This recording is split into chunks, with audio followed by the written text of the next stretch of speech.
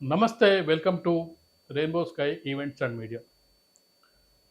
చాలామంది అనుకున్నట్టుగా BJP, BRS పొత్తు ఉంటుందా?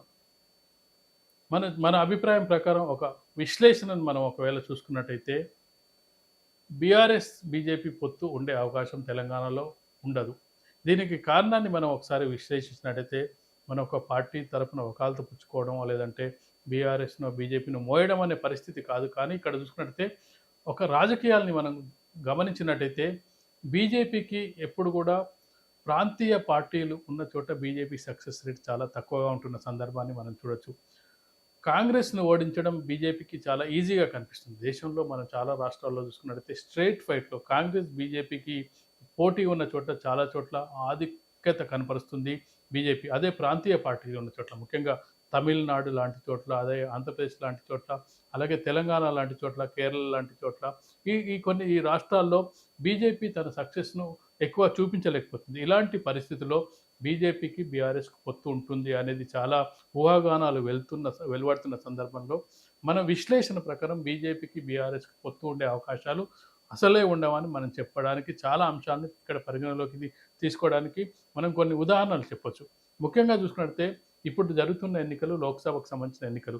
లోక్సభ ఎన్నికలు ఎప్పుడు కూడా మనం చూసుకున్నట్లయితే బీజేపీ పెర్ఫార్మెన్సు చాలా బాగా ఉంటుంది. గత 10 ఏళ్ల కాలం నుంచి మనం ఒకసారి పరిశీలించినట్టయితే జరుగుతున్న పరిణామాల్ని గమనించినట్టయితే 2019 ఎన్నికల్లో 2018 ఎన్నికల్లో చూసుకున్నట్లయితే మధ్యప్రదేశ్, ఛత్తీస్‌గఢ్, రాజస్థాన్‌లో భారతీయ జనతా పార్టీ అసెంబ్లీ ఎన్నికల్లో ఓడిపోవడం జరిగింది. తన అధికారాన్ని కోల్పోవడం జరిగింది. 3 రాష్ట్రాల్లో అధికారంలో ఉన్న భారతీయ జనతా పార్టీ 3 రాష్ట్రాల్లో అధికారాన్ని కోల్పోవడం జరిగింది. కానీ 6 నెలల తర్వాత జరిగిన లోక్సభ ఎన్నికల్లో 3 రాష్ట్రాల్లోని లోక్సభ స్థానాలను పూర్తి స్థాయిలో దాదాపుగా క్లీన్ స్వీప్ చేయడం జరిగింది. రాజస్థాన్‌లో అయితే 25కి 25 స్థానాలు, మధ్యప్రదేశ్‌లో 28కి 27 స్థానాలను, ఇక ఛత్తీస్‌గఢ్‌లో 18కి 14 స్థానాలను గెలుచుకోవడం జరిగింది. మనం చూస్తే అక్కడ 6 నెలల కాలంలోనే అసెంబ్లీ ఎన్నికల పర్ఫార్మెన్స్, అలాగే లోక్సభ ఎన్నికల పర్ఫార్మెన్స్ చూసుకున్నట్లయితే చాలా గణనీయంగా పెరిగింది. మనం బయటి రాష్ట్రాలే కాదు, మన తెలంగాణలోనే మనం చూసుకున్నట్లయితే 2018లో బీజేపీకి కేవలం ఒకే ఒక ఎమ్మెల్యే సీటు రావడం జరిగింది. కానీ 6 నెలల తర్వాత ఏదైతే మధ్యప్రదేశ్, ఛత్తీస్‌గఢ్, రాజస్థాన్ ఎన్నికలు జరిగిన సందర్భంలోనే తెలంగాణ ఎన్నికలు ముందస్తుగా రావడం జరిగింది. ఆ సందర్భంలో కేవలం ఒకే ఒక ఎమ్మెల్యే సీటు, 5 సీట్లు ఉన్న బీజేపీ పార్టీ కేవలం ఒక సీటుకే పరిమితం అవ్వడం జరిగింది. కానీ 6 నెలల తర్వాత జరిగిన ఎన్నికల్లో 4 ఎంపీ సీట్లు సాధించడం జరిగింది. దీని ద్వారా మనం చూసుకున్నట్లయితే బీజేపీ ఖచ్చితంగా కూడా ఎంపీ ఎన్నికల్లో, లోక్సభ ఎన్నికల్లో పర్ఫార్మెన్స్ దేశవ్యాప్తంగా ఎక్కువ కనిపిస్తుంది. కర్ణాటక ఎన్నికల్లో చూసుకున్నట్లయితే కర్ణాటకలో అధికారం కోల్పోయినప్పటికీ గత ఎన్నికల్లో ఎంపీ ఎన్నికలు వచ్చేటప్పటికి ఆహ్, వాళ్ళు మంచి 28 స్థానాలకు గాను దాదాపు 25 స్థానాలు గెలవడం జరిగింది. ఎంపీ ఎన్నికల్లో, లోక్సభ ఎన్నికల్లో పర్ఫార్మెన్సు భారతీయ జనతా పార్టీకి ఎక్కువగా ఉంటున్న సందర్భంలో ఇక్కడ ఆ అంశాన్ని మనం చూసుకున్నట్లయితే భారతీయ జనతా పార్టీ ఖచ్చితంగా లోక్సభ ఎన్నికలకు సంబంధించి బీఆర్ఎస్‌తో పొత్తు పెట్టుకునే అవకాశాలు చాలా స్వల్పం. అదే కాకుండా మరొక అంశాన్ని మనం ప్రస్తావించినట్టయితే బీజేపీ ప్రత్యామ్నాయంగా ఎదగాలని కోరుకుంటుంది తెలంగాణలో. దక్షిణ భారతదేశంలో కర్ణాటక తర్వాత కొంత ప్లేస్ ఉన్నది బీజేపీకి తెలంగాణలోనే. మనం ఆంధ్రప్రదేశ్‌లో చూసుకున్నట్టయితే నామమాత్రంగానే ఉంది. అలాగే తమిళనాడులో నామమాత్రంగానే ఉంది. కేరళలో కూడా అసలు పరిస్థితి లేదు. కేవలం కర్ణాటక తర్వాత తెలంగాణలో మాత్రమే కాంగ్రెస్ బీజేపీకి ముందు ఫ్యూచర్‌లో అధికారంలోకి వచ్చే అవకాశం ఉన్న పార్టీగా చెప్పుకున్నట్టయితే ఇక్కడ తెలంగాణలో మాత్రమే ఆ అవకాశం ఉంది. ఇప్పుడున్న పరిస్థితుల్లో కాంగ్రెస్ పార్టీ అధికారంలో ఉన్న నేపథ్యంలో బీఆర్ఎస్ పార్టీ కంటిన్యూ అయినట్టయితే ఖచ్చితంగా కూడా బీజేపీ మూడో ప్లేస్‌కి వెళ్ళే అవకాశం ఉంటుంది. ఆ అవకాశాన్ని బీజేపీ ఎందుకు బీఆర్ఎస్‌కి ఇస్తుంది? బీఆర్ఎస్ అనేది ఇప్పటికే దెబ్బతిన్న పార్టీ. ఆ దెబ్బతిన్న పార్టీని మరింత దెబ్బతీసే ప్రయత్నమే చేస్తుంది. ఆ స్థానాన్ని కాంగ్రెస్ నుంచి అధికారాన్ని లాక్కోవడానికి బీజేపీ సిద్ధంగా లేదు.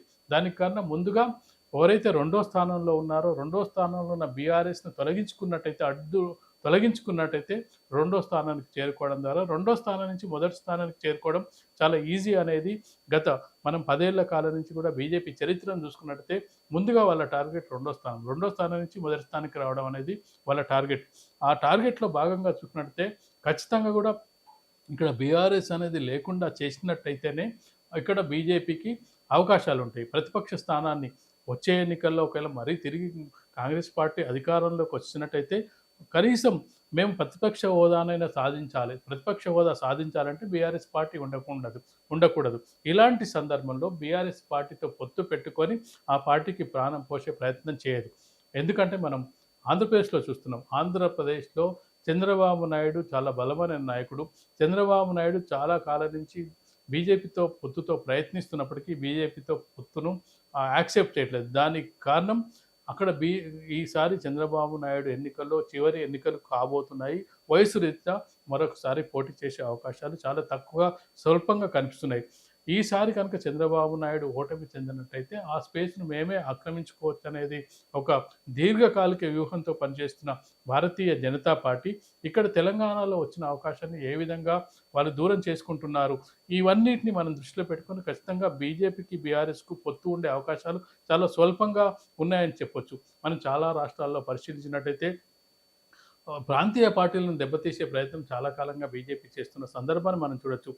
దాదాపు 35 ఏళ్ల స్నేహం ఉన్న శివసేన పార్టీనే నిలువునా చీల్చడం జరిగింది. 2 పార్టీలుగా విభజన అవ్వడం జరిగింది. అలాంటిది బీఆర్ఎస్‌ను ప్రాణం పోయడానికి, బీఆర్ఎస్‌ను బ్రతికించడానికి ఎట్టి పరిస్థితుల్లో కూడా బీజేపీ ఆ అవకాశాన్ని బీఆర్ఎస్‌కి ఇచ్చే అవకాశం అయితే చాలా తక్కువగా ఉంటుంది. స్ట్రైక్ రేట్ కూడా చూసుకున్నట్లయితే ప్రాంతీయ పార్టీలు తోటి బీజేపీ పోరాడడం అని చాలా కష్టమైన పని.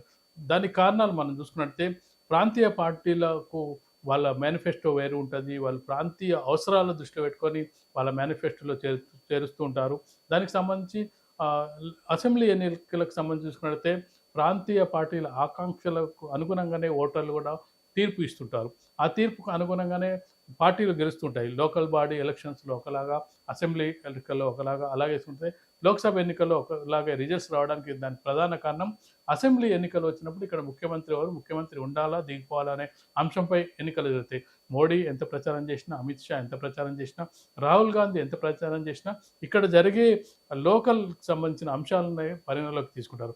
అదే లోక్సభ ఎన్నికలకు వచ్చినప్పుడు ఖచ్చితంగా కూడా మనం చూసుకున్నట్లయితే జాతీయ అంశాలే ముందుకొస్తాయి. ఇలాంటి సందర్భంలో కాంగ్రెస్ అలాగే బీజేపీ మధ్య పోటీ జరిగినప్పుడు మాత్రమే బీజేపీకి అవకాశాలు ఉండే అవకాశం ఉంటుంది. దీన్ని బట్టి మనం చాలా అంశాలను ఇప్పుడు పరిగణలోకి తీసుకున్న సందర్భంలో ఖచ్చితంగా చాలా రాజకీయ ఊహాగానాలు, చాలా పత్రికల్లో కథనాలు, చాలా వాటిలో బీజేపీ, బీఆర్ఎస్‌తో పొత్తు పెట్టుకుంటుందని వస్తున్న వార్తల నేపథ్యంలో ఖచ్చితంగా మనం చెప్పొచ్చు బీజేపీ, బీఆర్ఎస్‌తో ఎట్టి పరిస్థితిలో పొత్తు ఉండబోదు. కానీ ఇక్కడ చూసుకున్నట్టయితే ఇక్కడ తెలుగు రాష్ట్రాలకు సంబంధించి మనం అంశాన్ని పరిగణలోకి తీసుకున్నట్టయితే బీజేపీతో పొత్తు పెట్టుకోవడానికి ఇటు బీఆర్ఎస్, అటు చంద్రబాబు నాయుడు, అటు చూసుకున్నట్టయితే పవన్ కళ్యాణ్ వీళ్ళందరూ కూడా ప్రయత్నం చేస్తున్నారు. అక్కడ నామమాత్రంగా ఉన్న బీజేపీ, ఇక్కడ కొంతవరకు మెరుగైన స్థితిలో ఉన్న బీజేపీ, అధికారంలో ఉన్న జగన్మోహన్ రెడ్డి, అధికారంలోకి రావాలని కలలుగంటున్న చంద్రబాబు నాయుడు, ఇటీవలే అధికారం కోల్పోయిన కేసీఆర్ వీళ్ళందరూ కూడా బీజేపీతో పొత్తు కోసం ప్రయత్నిస్తున్నారు. దీనికి కారణం చాలా సర్వేలు చెప్తున్నట్టుగా మరొకసారి ఎన్డీఏ, బీజేపీ అధికారంలోకి రాబోతుందని చెప్తున్న సందర్భంలో వీళ్ళ ప్రయత్నాలు చేస్తున్నారని చెప్పొచ్చు. కానీ మనం ఈ విశ్లేషణ ద్వారా మనం చూసుకుంటే బీజేపీ, బీఆర్ఎస్ పొత్తు ఉండే అవకాశాలు చాలా తక్కువగా అనిపిస్తున్నాయి. ఇది ఈరోజు స్పెషల్ టాపిక్.